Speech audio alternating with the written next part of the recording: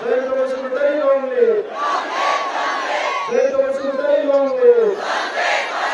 जयन्त बसुमतारी जिंदाबाद जयन्त बसुमतारी जिंदाबाद UPPL जिंदाबाद UPPL जिंदाबाद गिबियावनो बे हाबाफारियाव बाहागो लानाय रायजो राजाफोरनिसिम आङो फैबाय थानाय गुड फ्राइडे आरो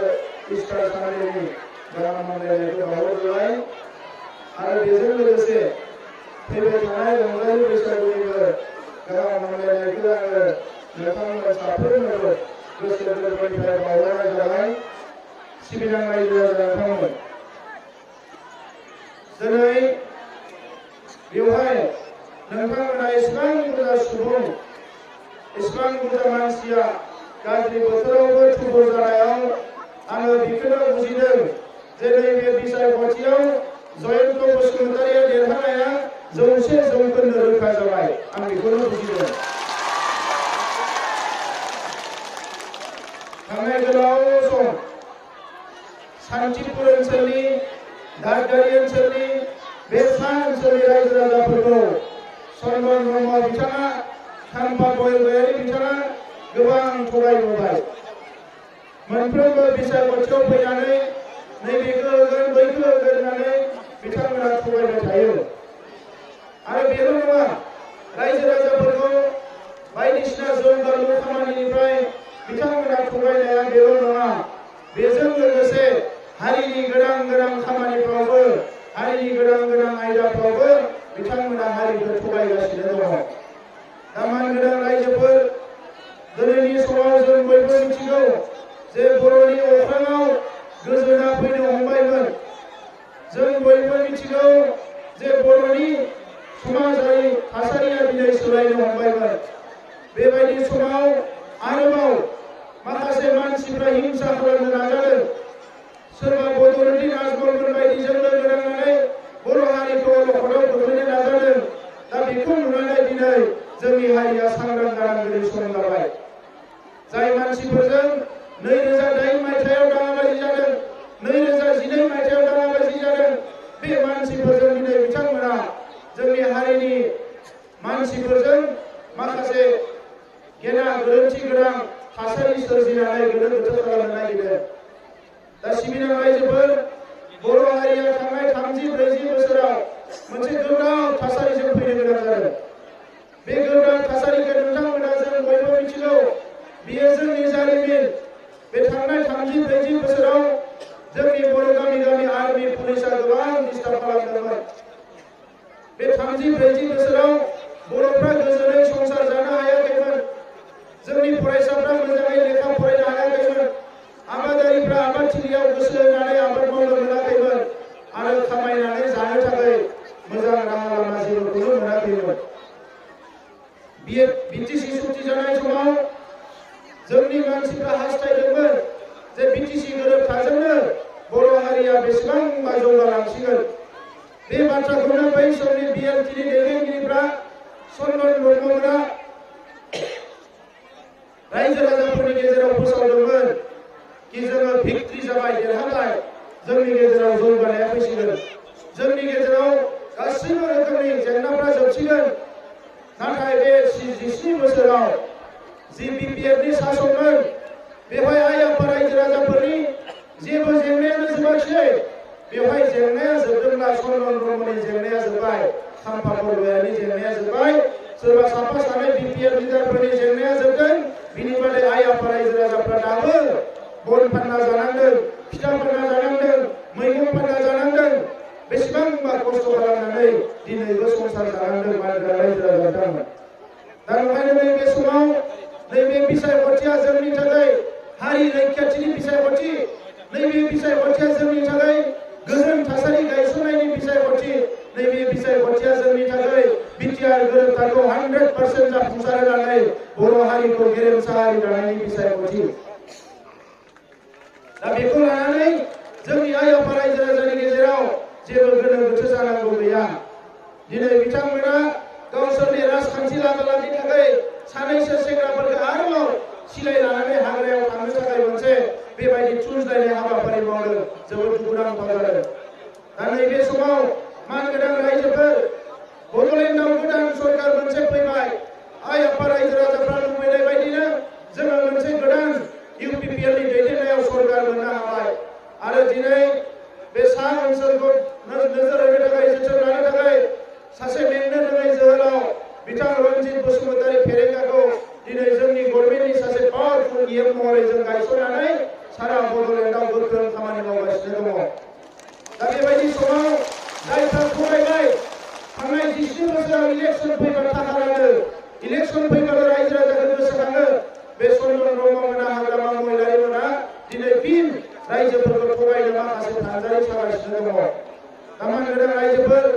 जों लुबैदों हारिया फारफ्रोमबो बिथिंनिफ्राय जौगालांनांगौ। मोनसे समाव थगायजाबाय, नासयजाबाय, सोबख'जाबाय, मालायजों लैलैसैसै खालामजाबाय, फारफ्रोमबो बिथिंनिफ्राय जोङो गंलायनानै सोलिनो गोनां जादोंमोन आरो दिनै बिटिआर गोरोबथा जानायनि उनाव जोंनि अख्राङाव मोनसे गोसोम जोमैया खारनानै मोजां मोनसे थासारि फैबायमोन। नाथाय बे थासारिखौ बिथांमोना मोजां मोनाखै। जोंनि ओनसोलाव जे कलेज इउनिभारसिटि गायसनजागोन, जोंनि मानसिफ्रा जे हा हुनि मोनथायखौ मोनसिगोन, बेफोरखौ बिथांमोना मोजां मोनाखै आरो बेनिखायनो बिटिआर गोरोबथानि हेंथायै गसंगासिनो दङ। जाय बिटिआर गोरोबथाया हाजार हाजार मानसि थैनानै मोननाय, NDP-आ 33 बोसोर सोमावसारनानै बे गोरोबथाखौ मोननाय, एबसुनि सोमावसारनायजों बे गोरोबथाखौ मोननाय, आइ आफा रायजो राजाया सान्दुं अखा खामजानानै रेल लामा जथिनानै बे गोरोबथाखौ मोननो हादों। बे गोरोबथाखौ दिनै चन्दन ब्रह्म हाग्रामामोना सोरखारिगासिनो दङ। आरो ओंखायनो रायजोफोर जोङो जिखिनि बिनिमयआव बे गोरोबथाखौ 100% जोङो इमप्लिमेन्ट खालामनांगोन, बाहायनांगोन आरो बे गोरोबथानि हेंथायै जाय गसंदों बिथांमोनखौ जों माब्लाबाबो जोङो बिथांमोनखौ सिगाङाव गसंहोनो हानाय नङा। जों बिनिफ्राय गोजान खालामनांगोन, नङाबा जोंनि हारिया बेवहायनो लामा आन्दायनो गोनां जागोन। दा नैबे समाव सरकार दानायनि उनाव जोङो माखासे हाबाफारि आखायाव लादों। जोंनि मानसिफ्राबो हानि मोनथायखौ मोनाखै, फरेस्टआव थानायखौ मोनाखै। दिनै हायेन ओनसोलाव गामियाव थाग्राफ्राबो हा गैजायै गोबां दङ आरो जोङो मास मोनसेयावनो 5,700 सुबुंनो हानि पाट्टा राननानै होबाय। थांनाय 20 बोसोराव बिथांमोना फुवासेबो हा होआखै। जोङो मास मोनसेनि गेजेरावनो सरकारा 5,700 हा पाट्टा राननानै होबाय आरो बेवहाय जोंनि मानसियानो बांसिन। नैबे 2021 मायथाइयाव जोंनि जि थासारियानो फैया मानो फरेस्ट ओनसोलाव रायजो जाग्रा आइ आफा रायजो राजानो जेसेबां दङ गासैनोबो हानि मोनथायखौ होजोबनो होननानै जों समायखिरा लादों आरो बे खामानिखौ जेरैखि जाया मावफुंनो थाखाय आखायाव लादों। मानोना जोंनि मानसिफ्रा बेवहायनो जुगे जुगे रायजो जानानै दङ, बेवहायनो जों संसार जानानै दङ, बेवहायनो जोङो थानसालि लुदों, गिर्जा लुदों, गासैखौबो नुजोबदों, स्कुल कलेज बेवहायनो नुदों आरो बे ओनसोलाव हानि मोनथाय मोननाया जोंनि थाखाय जोबोद दुखुनांथाव बाथ्रा। दामान गोनां रायजोफोर थांनाय 20 बोसोराव 3 ग्रेड 4 ग्रेडनि साख्रिनि थाखायबो लाख लाख थाखा होनो गोनां जादोंमोन। दा ओंखायनो एबार जोङो दाख्लैबावै गोदान सरकार फैनायनि उनाव जोङो थिग खालामबाय जे थाइसेबो थाखा घुस जायाजासे जोंनि गोरिब गुन्द्रा बर' फिसाफोर जायफोर लेखा फरा गोरों बिथांमोननो साख्रि होनांगोन आरो जोङो 2,060 सुबुंनो साख्रि होबाय।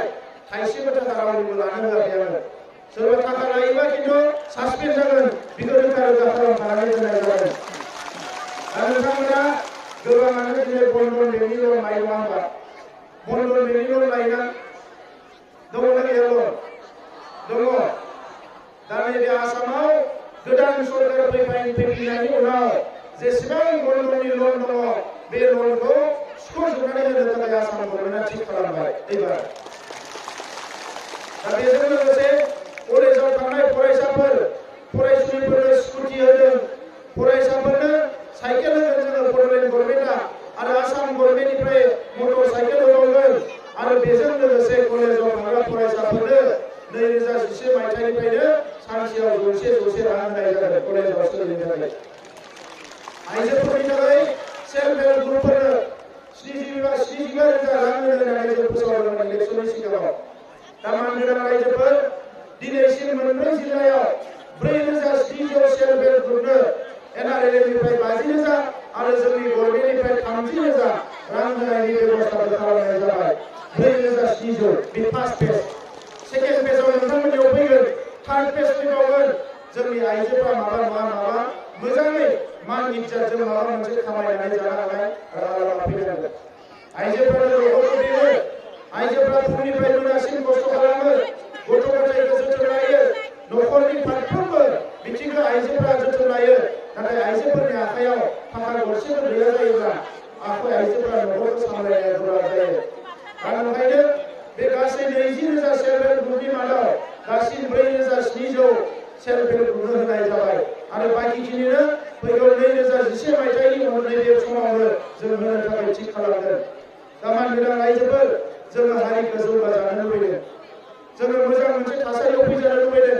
बयनिबो आखायाव माबा नङा माबा हाबा थायो मोजाङै खामायनानै जानो हायो आरो सा ओनसोलाव गोबां हा दङ बे हाफ्राव दिनै सोरबा दाउ अमा फिसिनायनिफ्राय लानानै मै मोसौ मोसा फिसिनाय बायदिसिना हाबाफारिफोरखौ जोङो लानो हायो गया मोजां जायो गयनि इन्डास्ट्रि गायसननांगो बेफोर हाबाफारिफोरखौ 17 बोसोराव बिपिएफ सरकारा मावाखिसै दा ओंखायनो जोंनि सरकार फैनायनि उनाव दिनै जोङो जेसेबां करापसन जादों बे करापसनखौ बन्द खालामनानै बेफोर थाखाजोंनो आइ आफा रायजो राजानि थाखाय मोजां मोजां इन्डास्ट्रि गायसननो थाखाय आखायाव लादों दा नैबे समाव मानगोनां आइजोफोर जोंल' नङा जोंजों लोगोसे दिनै आग्रासुनि हान्जाफ्रा जोंजों लोगो लाबाय गुरखाफोरनि हान्जाफ्रा लोगो लाबाय सानथालिफोरनि फरायसा आफाद आन्डारग्राउन्डनि सिसपायारफ्रा जोंजों लोगो लाबाय जेसेबां हारि हारिसा दङ दिनै इउपिपिएल दोलोआव लोब लोब हाबफैजोब्बाय आरो बयबो गोख्रों जाबाय दा ओंखायनो जेसेबां थाखा फैसा राङा मानो एबार चन्द्रन ब्रह्मआ जे सिडनी समस्तियाव देरहानो हाया बियो 100% रोखा जाबाय मानगोनां रायजो राजाफोर दा ओंखायनो सा ओनसोलनि रायजो राजाखौ गोबाव समनिफ्राय नेग्लेक्ट खालामबोदों बिथांमोना सा ओनसोलनि रायजो राजानि थाखाय दै लोंनायनि बेबस्था खालामनांगोन बायदिसिना स्कुलफोरखौ प्रभिन्सियेलाइज खालामनांगोन बेफोर खामानिफोरखौ बिथांमोना नेग्लेक्ट खालामजोब्बाय दा ओंखायनो दिनै जोंनि गोदान सरकार फैनायनि उनाव जोंहा इएम रन्जित बसुमतारी बिथाङा दिनै सा ओनसोलाव जेसेबां जेंना दङ बेखौ थाबैनो सुफुंनो थाखाय गोख्रोङै खामानि मावगासिनो दङ आरो नोंथांमोना नुनो मोनगोन दिनै स्कुल लुनायनिफ्राय लानानै बायदिसिना जेंनाफोरखौ जोङो मावनो थाखाय जानजि खाफ्रादों बे गासैबो लामा सामाफोरखौ थिग खालामनो थाखाय 500 कोटि रां फैखाबाय आरो बेजोंनो जोङो 700 किल'मिटार लामा जोङो बानायनो आखायाव लाबाय दा बेनिखायनो आं नोंथांमोनखौ नैबे समाव खावलायो जे मोजां समा फैबाय गाज्रि समा थांबाय आरो बे मोजां समखौ जों अराय सम लाखिनांगोन जों लुबैया गाबोन जोंनि न'खराव आर्मि पुलिसा हाबफैफिननानै जोंनि बिनानाव जोंनि बिदा फंबायफोरखौ गाज्रि आखल दिन्थिदों बुग्लुं सुग्लुं खालामदों जों बेखौ मालाबाबो लुबैया बर' आइ बिमानि मेगननि मोदै खुगायाव खुदै थांनाय 30-40 बोसोर जों नुबाय आरो दिनै गोदानै फिन बर' बिमाया दिनै बबेबा खानानि खाथियाव थांनानै जिरायना थाहैनांनाय सोरनिबा आथिङाव हमनांनाय बे थासारिखौ जों लुबैयाखै दिनै जा सरकार दङ बेयो नोंथांमोननि सरकार आरो बे सरकारा बर' आइ आफा रायजो राजानि गासैबो जेंनाखौ सुफुंनो थाखाय बे सरकारा खामानि मावगोन दिनै दा ओंखायनो बड'लेण्डआव जेरै दिनै गोख्रों सरकार गायसनबाय बेबायदिनो आसामावबो इउपिपिएल आरो बिजेपिनि दैदेननायाव मोनसे गोख्रों सरकार गायसननानै जोंनि गासैबो थाखोनि सुबुंनि जौगानायनि हाबाफारिखौ जोङो लानांगौ आं बेखौ नोंथांमोननि सिगाङाव खावलायबाय गोलाव बाथ्रा बुंब्ला बोथोरा मोजां नङा रायजोफोर बयबो जानजि खाफ्राना दंखायोना